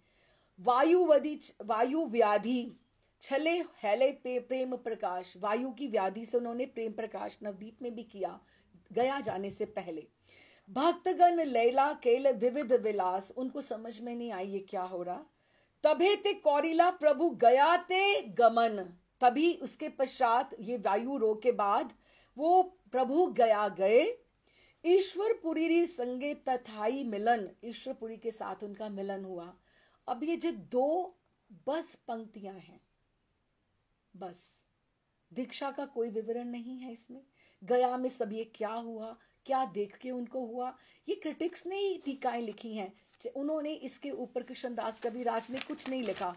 अब आगे जो ये आया है, दीक्षा अनंतरे कैले प्रेम प्रकाश, दीक्षा के ये अब 2 पंक्तियों के बाद ये दीक्षा हो गई। अब इसमें से हम आज अगर सोचें कि हमें आज पढ़ना पड़े तो आपको कितना विस्तार से कितना आनंद हमें नहीं आ पाता जब तक हम बात को समझते नहीं। तो दीक्षा अनंतरे कैले प्रेम प्रकाश, देशे आगमने पुनः प्रेमेरे विलास, इसमें वो गया से वापस नवदीप आ गए। तो जहां जहां उन्होंने स्वयं आज्ञा करी है, उन्होंने कृष्णदास कविराज ने, कि आप इसका जो है विवरण आप चैतन्य भागवत में पढ़ लेना, तो हम उसी से इसको पढ़ रहे हैं। ठीक है, तो अब उन्होंने बहुत सुंदर 2 लीलाएं हुई हैं। एक दिन गया में ही श्री गौरहरि गुफा में उनको पता लगा कि कुछ यहाँ पे कोई साधु हैं जो तपस्या कर रहे हैं, तो उन्होंने उनको वहां दर्शन के लिए गए। एक साधु के दर्शनों को वहां पे पधारे। श्री गौर भगवान के साक्षात दर्शन लोभ से मुनि की समाधि भंग हो गई। आप समझे, वो कोई समाधि में था वहां पे, लेकिन उसको समाधि में पता लग गया, सुगंध आ गई। जैसे हम दंडकारण्य के ऋषियों का सोचें, जब राम जी वहां पर आए तो कैसे वहां पे सब दंडकारण्य के ऋषि आ गए थे, क्योंकि उनको, वो तो 10-10 हजार की समाधि में थे, उनकी समाधि में सुगंध ठाकुर जी के, राम जी के विग्रह की प्रवेश कर गई, है ना। तो यहाँ पर मुनि की समाधि भंग हो गई। क्यों? क्योंकि उनको ठाकुर जी की सुगंध आ गई कि ये तो मेरे भगवान आए हैं, मैं जिसके लिए समाधि लगा रहा हूं ये तो साक्षात आ गए हैं। उनकी भंग हो गई स्वयं। श्री हरि ने अपनी गुफा में अकस्मात दर्शन कर संत ने प्रणाम किया और कहा, भगवन, मैं यहां पर अपने गुरुदेव की आज्ञा अनुसार, अब मैं आपसे पूछूं ये कौन है और इनके गुरुदेव कौन है? इनके गुरुदेव हैं श्री लक्ष्मीपति। हमारी परंपरा ही चल रही है। लक्ष्मीपति जी की आज्ञानुसार 100 वर्ष से की समाधि में लगा रहा हूं। अब कुछ वर्ष इसके हो चुके हैं, अभी कुछ वर्ष हो चुके हैं और कुछ होने वाले हैं। वो 100 वर्ष की समाधि लगा रहे हैं।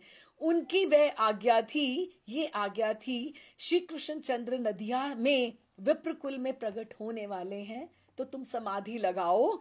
वहीं जब वो गया जी में पिंडदान करने आएंगे तब उनके षडभुज रूपी षडभुज रूपी जो नए हैं, जिनको समझ में ना आए उनके लिए बताऊं कि दो तो हाथ हरि बोल आ गए ना, और फिर कृष्णचंद्र के जो दो हाथ हैं मुरली वादन करते हुए, और एक हाथ में नहीं हरि बोल नहीं, दंड और कमंडल, दंड और कमंडल जो सन्यासी वेश है, सॉरी हरि बोल नहीं वाले हाथ नहीं, ऊर्ध बाहुनी, और एक जो राम जी का विग्रह के वो जो एक धनुष और वो है ना, तो षडभुज रूप में तुम्हें दर्शन होंगे।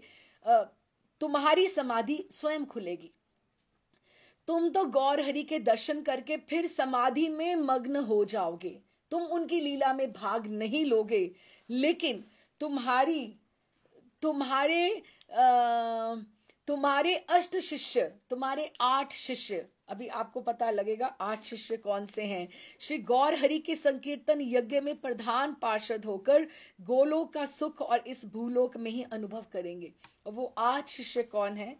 सबसे पहले हम ये सोचे ईश्वरपुरी। तो अभी आपको समझ में आया, ये माधवेंद्रपुरी हैं जिनकी गया गुफा में समाधि लगी हुई। ये जयानंद कृत चैतन्य मंगल में एक कथा का उल्लेख है कि उन्होंने दर्शन माधवेंद्रपुरी जी ने किए, लेकिन लीला में सम्मिलित नहीं हुए। और उन्होंने कहा कि तुम्हारे अष्ट पार्षद जो तुम्हारे शिष्य हैं, उनमें से सर्वोपरि ईश्वरपुरी जो गुरु बनेंगे, उसके पश्चात परमानंदपुरी, विष्णुपुरी, रघुनाथपुरी, अनंतपुरी, ब्रह्मानंदपुरी, अमरपुरी और गोपालपुरी, ये तुम्हारे 8 शिष्य जो हैं, ये पूरी की पूरी चैतन्य लीला में इनका योगदान रहेगा। कोई किस किस रूप में आएगा, कोई किस किस रूप में आएगा, लेकिन उन्होंने कहा तुम्हारे 8 शिष्य और तुम यहाँ पे समाधि लगाओगे। अब देखो ना, ये भी आप समझते चले, सन्यासियों में भारत में 3 हैं, 3 हैं मेन जो सन्यासी होते हैं। एक पुरी है, एक भारती है, एक सरस्वती और तीर्थ, 4 हैं। पुरी, सरस्वती, तीर्थ और भारती। जो महाप्रभु का सन्यास होगा वो भारती से होगा, और ये सरस्वती भी है, तीर्थ। हमारे महाराज श्री बड़े महाराज जी ने श्री श्री चैतन्य कृष्णाश्रय तीर्थ उन्होंने वहां से ली थी, वहां पे सन्यास की जो उन्होंने लिया था, सन्यास लिया था। तो इस तरह से ये गिना जाता है कि ये अच्छे अच्छे सांप्रदाय हैं। तो अब फिर उन्होंने कहा तुम्हारे अष्ट शिष्य श्री गौर हरि के संकीर्तन यज्ञ में प्रधान पार्षद होकर गोलोक का सुख इस भूलोक में ही अनुभव करेंगे। हे पतित पावन, आज आपके दर्शन कर मैं कृतकृत्य हुआ, मेरा आपको प्रणाम है। ये कहकर ऋषि फिर वापस उनको प्रणाम करके समाधिस्थ हो गए। तो लक्ष्मीपति, माधवेंद्रपुरी, ईश्वरपुरी, अगर आप चाहें तो पूरी की पूरी श्रीमन नारायण से, जिस तरह से श्रीमन नारायण, फिर ब्रह्मा जी, नारद जी, फिर जिस तरह से सारी चलती है हमारी, ईश्वरपुरी जी 20वें नंबर पे आते हैं। इससे पहले हो चुके हैं, या फिर हमारी गुरु परंपरा महाराष्ट्री 38वीं पीढ़ी है। अच्छा जी, अभी आगे ये कहकर ऋषि फिर समाधिस्थ हो गए। महानुभावों का कथन है कि ये ऋषिवर और कोई नहीं, श्रीपाद माधवेंद्रपुरी गोसाई ही थे। क्यों? क्योंकि सारी बात से पता लग ही रहा है। दूसरी कथा जो है वो ये है, श्रीमन महाप्रभु जिस समय ब्रह्मवेदी पर रहते थे, उस समय एक वृद्धा ब्राह्मणी ने वहां आकर धान्य दूर्वा देकर, ब्राह्मणी थी, वृद्धा थी, धान्य दूर्वा दी, उनको आशीर्वाद दिया कि ऐसे हरि को, और अनंतर हंसते हंसते बोली, प्रभो आप पितृ कार्य करने यहाँ पधारे हैं, मैं जो मांगू आप मुझे भी देंगे क्या? मैं ब्राह्मणी हूं, मेरे स्वामी शंकर हैं और मेरा नाम पार्वती है, और मैं पाप ज्वर से पीड़ित हूं। अब इसकी कथा क्या है मैं नहीं, विस्तार में कहीं से मुझे नहीं मिला, लेकिन ये इसका इतना उल्लेख है कि उन्होंने पार्वती जी वहां पर आके पहले उन्होंने उनको दिया, आशीर्वाद दिया, और फिर बोला कि आप मेरे स्वामी शंकर हैं और मेरा नाम पार्वती है, मैं पाप ज्वर से पीड़ित हूं, आप मुझे जो मैं मांगू तो आप मुझे देंगे, कृपा करके अपना मुझे चरणोदक दे दीजिए और मेरे इस पाप ज्वर से मुझे मुक्त कीजिए। ये कहकर उस वृद्धा ब्राह्मणी ने श्री हरि का चरणामृत लेकर पान किया। सबके देखते देखते उनका शरीर एकदम से रोमांचित हुआ और पुलकावली से पूर्ण होकर वो प्रेमानंद में नृत्य करने लगी। और कुछ देर बाद पुनः हरि से प्रार्थना करी उन्होंने कि भगवान आपने अपना चरणोदक दान करके मुझे कृतार्थ किया, और श्रीपाद माधवेंद्रपुरी जी भी आपके दर्शन कर कृतार्थ हुए। बस अब गया में आपका जाने का समय आ गया है, गया से। लेकिन एक तिलोत्तमा अप्सरा यहाँ पर एक पाषाण के रूप में तपस्या कर रही है, उसका भी आप उद्धार करके जाइए। अब ये देखो, ये कथाएं कहीं नहीं मिलती हैं, अब जिन ग्रंथों में मिल रही हैं हम पढ़े सुने, क्यों नहीं सुने उनको। तो अप्सरा का भी कृपा कर उद्धार कीजिए। उसको नारद जी के श्राप से वो पाषाण प्रतिमा होकर इस पुण्य भूमि गया धाम पर निवास करती हुई आपके चरणों की रज की प्रतीक्षा कर रही है। जिस प्रकार श्री राम अवतार में आपने ऋषिपति श्री अहल्या का उद्धार किया था, ठीक उसी प्रकार उस बिचारी का भी उद्धार करके उसको कृतार्थ कीजिए। ये कहकर वो वृद्धा अंतर्ध्यान हो गई। देखिए, ठाकुर जयानंद वर्णित प्रथम कथा का प्रतिपाद्य विषय तो महर्षि पाद माधवेंद्रपुरी गोसाई हैं, और दूसरी वृद्धा ब्राह्मणी सर्वमंगला शिव पत्नी श्री पार्वती जी हैं। और पहले उन्होंने पार्वती के रूप से हरि को आशीर्वाद भी दिया, और फिर चातुरी से उनके चरणोदक का पान भी किया। अब तिलोत्तमा उद्धार का भी हम कथा सुन के अपना जन्म सार्थक करें। एक दिन क्या हुआ, अब इनको कैसे श्राप मिला। एक दिन श्री नारद जी ने देवराज इंद्र की सभा में वो वीणा बजाकर हरि कीर्तन कर रहे थे। नारद देव जी कीर्तन कर रहे हैं, उसी समय हाथ में वीणा लेकर तिलोत्तमा जी स्वर्ग विद्याधरी मनोहर वेशभूषा में सज्जित होकर वो भी वहां सभा में आ गई। तो नारद जी का वो भी वीणा लेकर आई, और ये भी, तो वो एकदम से सबकी दृष्टि उधर चलेगी और इनका रास रंग थोड़ा फीका पड़ गया, सबका ध्यान थोड़ा उधर चला गया। तो आप श्री हरि कीर्तन में विघ्न हुआ देखकर क्रोधित होकर बोले, मेरा राग बिगाड़ने वाली तिलोत्तमे, मैं तुम्हें श्राप देता हूं, जा तू पाषाण हो जा। ये कहकर क्रोध में भरे ही आप वहां से चल दिए। देवराज ने तिलोत्तमा को कुछ भी नहीं कहा, एकदम से जैसे उनकी सभा की ही थी ना, सभा की ही थी, तो उन्होंने, इंद्र ने उनको अपने पास ही बिठा लिया कि जैसे सूद करने के लिए कि तिलोत्तमा कोई नहीं, तुम यहाँ आकर मेरे पास बैठो, कि उनसे बात करना चाहते हैं या उनको सांत्वना देना चाहते हैं या कैसे। लेकिन इंद्राणी भी साथ में थी, उनको भी अच्छा नहीं लगा ऐसा व्यवहार, अपने पति का कैसे अच्छा लगे कि उन्होंने उसको अपने साथ सिंहासन पे स्थान दिया। इंद्राणी को इससे अपना वो अपमान समझकर वो अत्यंत क्रोधित होकर बोली कि तुम्हें नारद देव जी ने ठीक ही श्राप दिया है, मैं भी श्राप देती हूं कि तुम शीघ्र पाषाण हो जाओ। अभी नारद देव जी तो चले गए कहकर एकदम से, लेकिन क्रोध शांत होते ही वो देवऋषि नारद जी की सभा में वापस आए। इंद्र की सभा में उन्होंने पदार्पण किया। अभी तिलोत्तमा एकदम से घबराई हुई थी कि मुझे इधर से श्राप मिला, इधर से मिला, मेरा क्या होगा।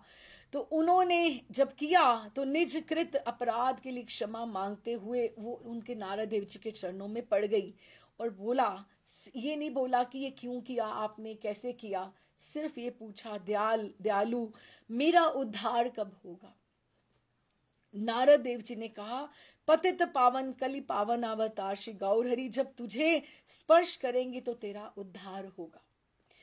ये कहकर नारद ऋषि जैसे ही वहां से गई, उसी समय तिलोत्तमा पाषाण मूर्ति हो गई।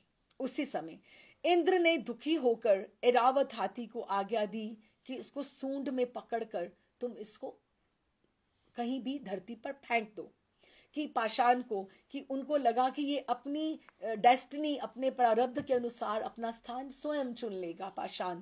तो ऐरावत ने जब अपनी सूंड से लपेट कर उसे नीचे डाल दिया तो स्वर्ग से तिलोत्तमा की वह पाषाण मूर्ति गया धाम में आकर गिरी। शुभ क्षण में, क्योंकि वो भी प्रतीक्षारत थी, शुभ क्षण में श्री गौर हरि के चरण कमल के स्पर्श पाकर जब पार्वती माँ ने उनको बोला, सरमंगला देवी ने उनको बोला, तो उनकी प्रेरणा से ठाकुर जी ने उनको चरण स्पर्श किया। ये कथा पौराणिक कथा नहीं है, उन्होंने कहा, लेकिन श्रीमन महाप्रभु ने स्वयं जब बाद में श्रीवास पंडित को अपने प्रिय पार्षद मुरारी गुप्त, गोपीनाथ पंडित, गदाधर पंडित, जगदानंद पंडित जी को मुकुंद विद्यानिधि ठाकुर से ये कही कि गया में ऐसा भी हुआ था। इसीलिए जयानंद मंगल जी ने इसका उल्लेख किया, ये तीनों कथाओं का वहां पे। ये समस्त वृतांत ठाकुर जयानंद जी अपने चैतन्य मंगल ग्रंथ में लिख गए हैं। अब एक तो बंगाली में लिखी गई हैं, संस्कृत में चीजें लिखी गई हैं, अब उसका हिंदी ट्रांसलेशन कब हो, हमें समझ में कब आए, कब वो ग्रंथ हमारे हाथ में लगे और कब वो प्रकाश करें, तभी बात है ना।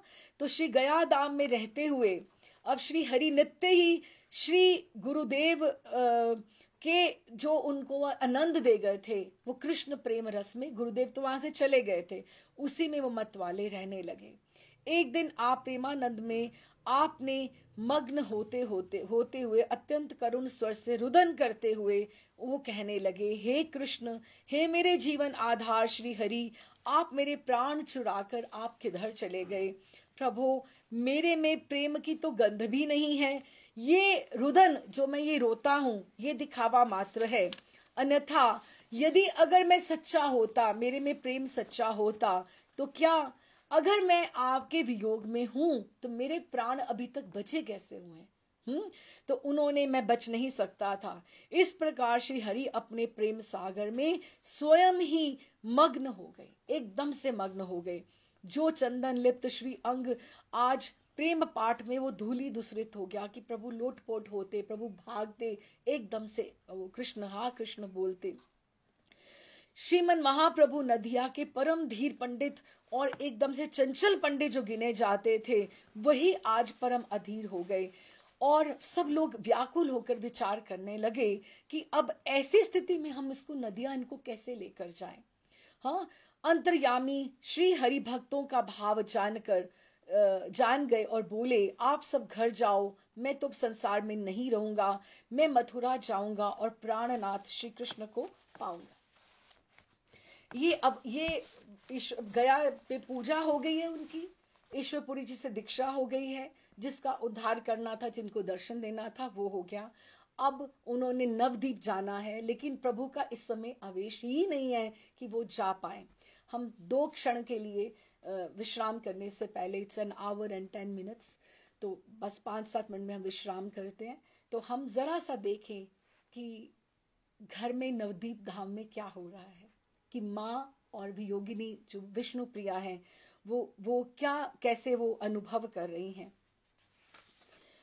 तो वो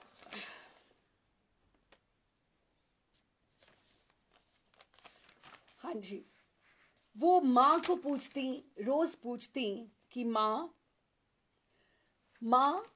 कब आएंगे प्रभु, मेरे प्रभु कब आएंगे। दोनों माँ और बहू विष्णु प्रिया जी दोनों एक दूसरे को संभालती हैं, और आकाश में जैसे आंगन में बैठती हैं तो आकाश में उनको अपने प्राणधन गौरहरि दिखाई देते हैं विष्णु प्रिया को। जब वो गंगा किनारे स्नान करने जाती हैं तो गंगा जी में उनको कहीं नजर आता है कि शायद कहीं प्रभु यहीं स्नान कर रहे हैं, अपने छात्रों के साथ यहीं बैठे हुए हैं। या उसको कभी बादलों की गर्जना में कभी ठाकुर की आवाज सुनाई देती है, कभी वो अपने केश विन्यास करती हैं, दर्पण में देखती है तो उनको लगता है कि प्रभु पीछे से आ गए हैं। तो वो कभी कभी उसको द्वार के ऊपर आहट आती है तो वो भागी जाती है विष्णु प्रिया, और माँ से उनको पूछती हैं, माँ प्रभु कब तक आएंगे, अभी तो बहुत दिन हो गए हैं, कि कब तक आएंगे, कब तक लौटेंगे मेरे प्राण धन।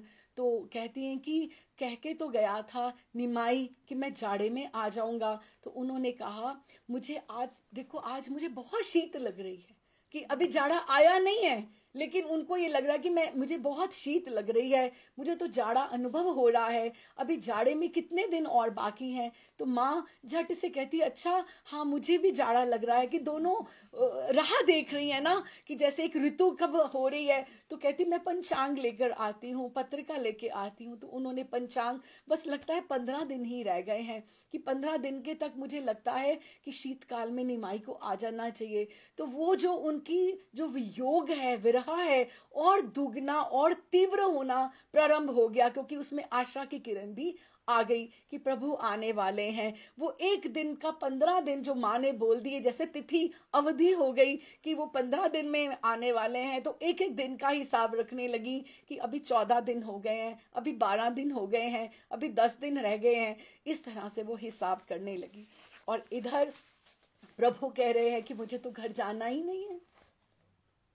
हम वापस अगर इधर चलें तो वो कह रहे हैं कि हमें जाना ही नहीं है, और वो भी समझ में नहीं पा रहे चंद्रशेखर कि मैं इनको कैसे इस स्थिति में वापस लेके जाऊंगा। मुझे माँ ने उन्होंने, शची देवी ने मुझे अभिभावक बना के इनके साथ भेजा था, तो मैं कैसे। श्री हरि के मुख से ये सुनकर संगी और चंद्रशेखर जी को, बहुत आचार्य को बड़ी चिंता हुई। कारण शची माता ने अपनी लाला निमाई की रक्षा का भार देकर मुझे गया जी इनके साथ भेजा था। शोक में चिंता करते करते सबको तंद्रा आ गई, सब सो गए, और इनको सोते छोड़कर गौर हरि उठकर भागे। हा कृष्ण, निस्सहाय निसंबल अति दीन वेश में कृष्ण प्रेम में मतवाले होते हुए श्री हरि भाग रहे, मुझे वृंदावन जाना है, मुझे मथुरा जाना है, और आपको कुछ भी ध्यान नहीं है। वाणी से केवल कह रहे हैं, हे कृष्ण तुम्हें मैं कहाँ पाऊं, हे प्राणनाथ मुझे कहाँ मिलोगे। आप कुछ ही दूर गए थे कि तभी आपको एक देववाणी सुनाई दी, हे द्विज कुल चूड़ामणि, अभी आपका मथुरा जाने का समय नहीं आया है, अभी नवदीप में लीला शेष है। मथुरा जाने का जब समय आएगा तब आप जाइएगा, अभी आप नवदीप पधारिए। आप तो साक्षात गोलोकनाथ हैं, लोक उद्धार करने के निमित्त ही आपने पार्षदों सहित अवतार लिया है। आप ऐसे इस तरह से धैर्य मत खोइए, आप ही अनंत ब्रह्मांडों में कीर्तन करके जगत के लोगों को प्रेम भक्ति दान कर उद्धार करोगे। हे प्रभु, जिस रस में ब्रह्मा शिव सनक सनंदन सनत कुमार आदि मग्न है, वही प्रेम रस आप गोलोक से लेकर लुटाने आए हैं। ये आपका अवतार इसी के निमित्त है। हम सब आपके सेवक हैं, केवल समय समय पर प्रार्थना कर रहे हैं, समय समय पर प्रार्थना कर रहे हैं कि अभी समय नहीं आया है। आगे आप विधि करता, कुछ सब कुछ लिखने वाले तो आप ही हो, आप ही ने विधि विधान है। अगर आप चाहें तो आप जा सकते हैं, आप चाहें तो वृंदावन जा सकते हैं, लेकिन एक जैसे सेक्रेटरी का एक होता है ना कि रिमाइंडर देना कि अभी ये समय है और अभी ये समय है।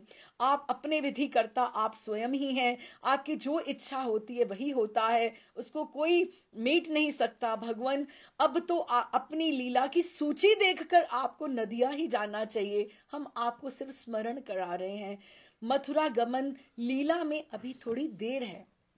ये आकाशवाणी श्रवण कर श्री हरि कुछ देर एकदम संभल गए, सोचकर धीरे धीरे वैसे ही गया धाम में वापस अपने साथियों के पास आए। किसी को भी इसके बारे में कुछ नहीं पता चला, और ना ही हरि ने किसी से कुछ कहा। अब आपने बड़ी प्रसन्नता से सुबह घर चलने के लिए प्रस्ताव का अनुमोदन किया कि हमें जाना चाहिए। माँ भी प्रतीक्षारत होगी, विष्णु प्रिया नदिया वाले सब राह देखते होंगे। इससे सब साथियों और श्री पा चंद्रशेखर को अपार आनंद हुआ कि प्रभु थोड़ा सा धैर्यवान हुए हैं, थोड़ा सा उन्होंने भी लीला को थोड़ा सा पॉज दिया है, जिस तरह से ठहराव दिया है। श्री गौर लीला के व्यास अवतार हैं ये श्री वृंदावन दास ठाकुर, जो नारायणी जी के उनके पुत्र हैं। ये भी हमने पढ़ा था, डिस्कस किया था। जो बड़भागी श्री हरि की इस मधुर लीला का प्रेम पूर्ण श्रवण करेंगे, पठन करेंगे, निश्चय ही वो सब पापों से छूट जाएंगे, तथा जो महानुभाव इसे सत्कार पूर्वक पढ़ेंगे लिखेंगे, श्री हरि की कृपा से उन्हें हर दुख में, हर प्रलय काल में श्री हरि की स्मृति नित्य बनी रहेगी। ये उन्होंने आशीर्वाद दिया है। अब इसके साथ ही विश्राम करते हैं, और आगे प्रभु जैसे गया धाम से अभी वहां पे पहुंचेंगे नदिया में, और कैसे उनका स्वागत होता है, कैसे उनका महाप्रभु का जो अगला जो है लीलाएं, जैसे उनका स्वरूप किस तरह से आता है, उसका अगली बार हम करेंगे अध्ययन। राधे श्याम जी, राधे श्याम।